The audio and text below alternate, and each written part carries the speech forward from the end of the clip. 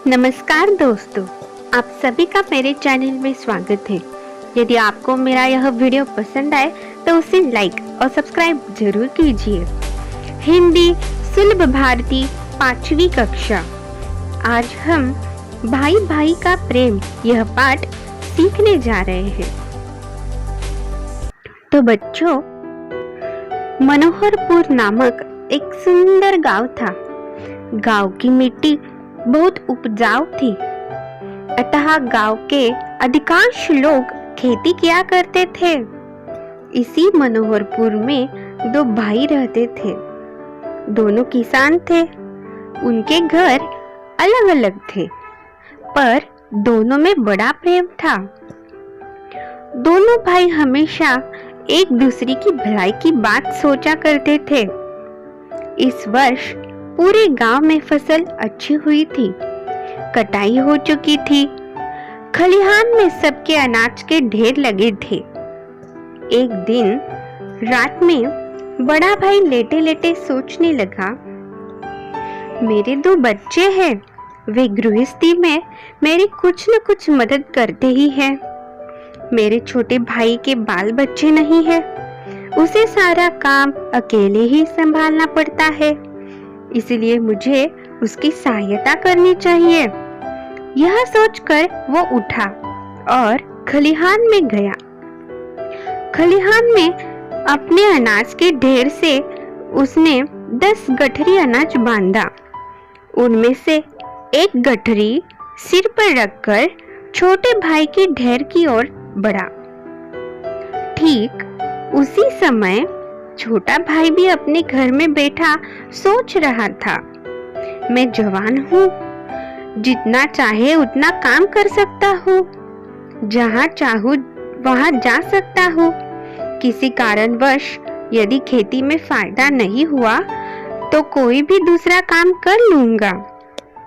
हमारा खर्च कम है, लेकिन मेरे बड़े भैया तो बाल बच्चे वाले हैं। घर गृहस्थी के खर्चे अधिक है, इसलिए मुझे उनकी सहायता करनी चाहिए। वह भी उठकर खलिहान में गया। खलिहान में अपने अनाज के ढेर में से उसने भी 10 गठरी अनाज बांधा। उनमें से एक गठरी सिर पर उठाकर बड़े भाई के ढेर की ओर बढ़ा। अंधेरी रात थी, हाथ भी दिखाई न देता था। इस वातावरण में दोनों भाई धीरे धीरे एक दूसरे की अनाज के ढेर की ओर बढ़ रहे थे। अचानक वे एक दूसरे से टकरा गए।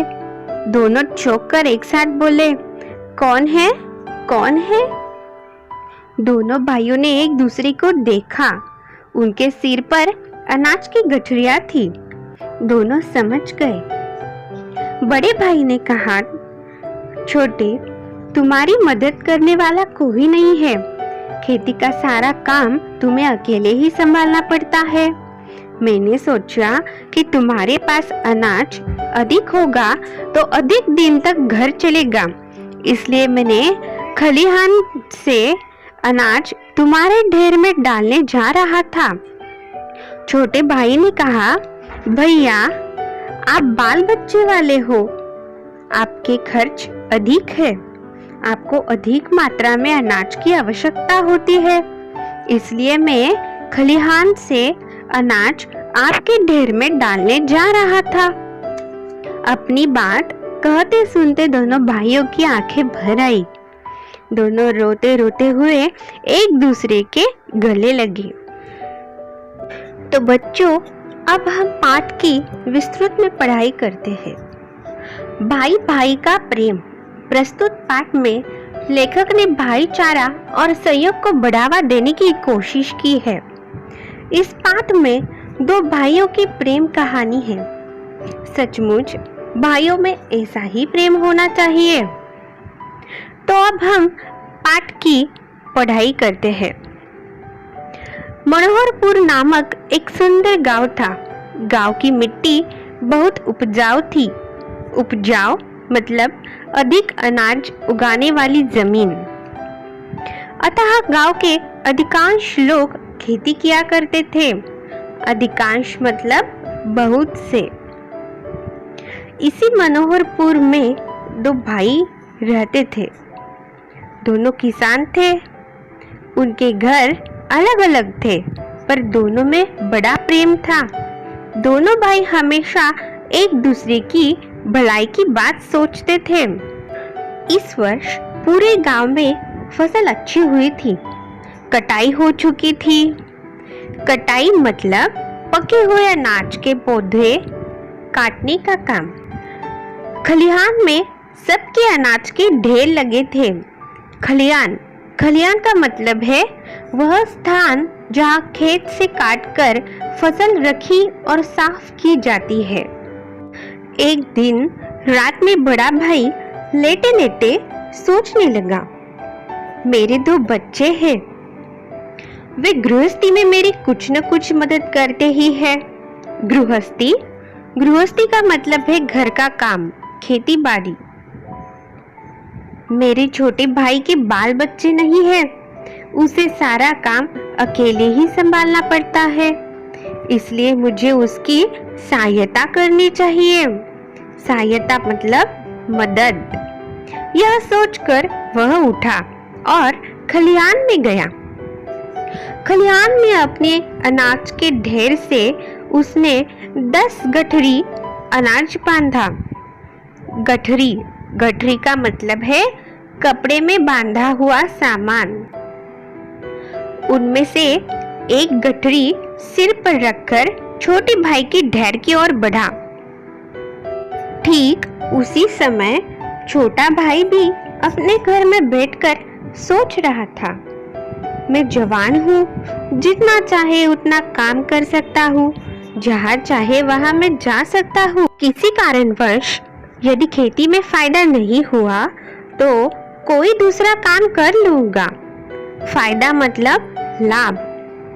मेरा खर्च कम है, लेकिन मेरे बड़े भैया तो बाल बच्चे वाले हैं। घर गृहस्थी के खर्चे अधिक हैं, इसलिए मुझे उनकी सहायता करनी चाहिए। वह भी उठा और खलिहान में गया।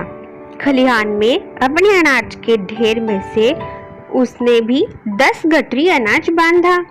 उनमें से एक गठरी सिर पर उठाकर बड़े भाई की ढेर की ओर बढ़ा।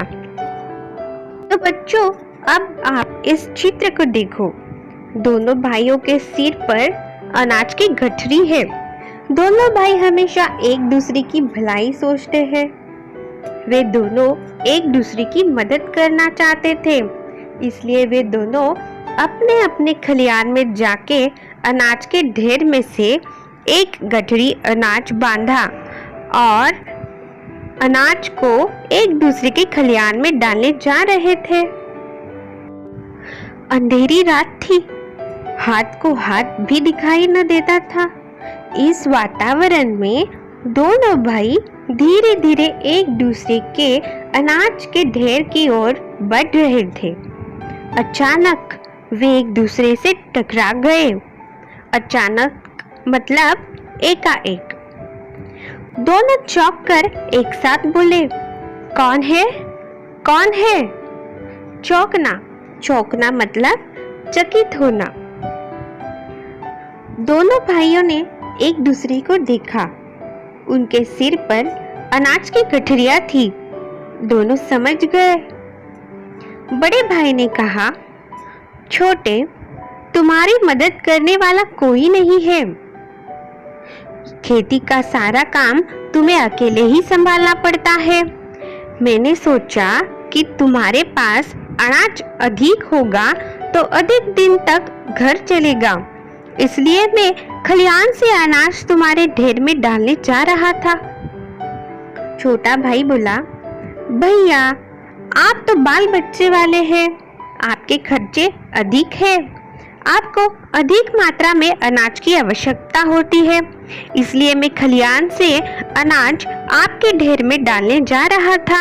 अधिक मतलब ज्यादा और आवश्यकता मतलब जरूरत। अपनी बात कहते सुनते दोनों भाइयों की आंखें भर आई। दोनों रोते हुए एक दूसरे के गले लग गए। दोनों भाइयों के प्रेम की यह कहानी आज भी लोग भाव विभोर होकर सुनते सुनाते हैं। तो बच्चों, आज हमने भाई भाई का प्रेम यह पाठ सीखा। इस पाठ से हमने यह जानकारी ली कि दोनों भाई मनोहरपुर में रहते थे। दोनों किसान थे, दोनों के घर अलग अलग थे, पर दोनों में बड़ा प्रेम था। दोनों भाई एक दूसरे को जरूरतमंद समझकर एक दूसरे को मदद करना चाहते थे। उनके बीच की सहयोग व भाईचारे की भावनाएं एक दूसरे के सामने उजागर होते हुए दोनों की आंखें भर जाती हैं। तो इस पाठ से हमने सीखा कि सेवा मनुष्य का धर्म है और हमें एक दूसरे की सहायता करनी चाहिए। सभी लोगों का सम्मान करना चाहिए, सभी के सुख दुख को अपना समझना चाहिए तथा सबकी मदद हमें करनी चाहिए। एक दूसरे की मदद से ही समाज का विकास होता है। तो इस तरह से हमने यह भाई बंधन के अटूट बंधन के बारे में इस पाठ से जानकारी ली। अगर आपको मेरा यह वीडियो पसंद आया तो उसे लाइक और सब्सक्राइब जरूर कीजिए। धन्यवाद।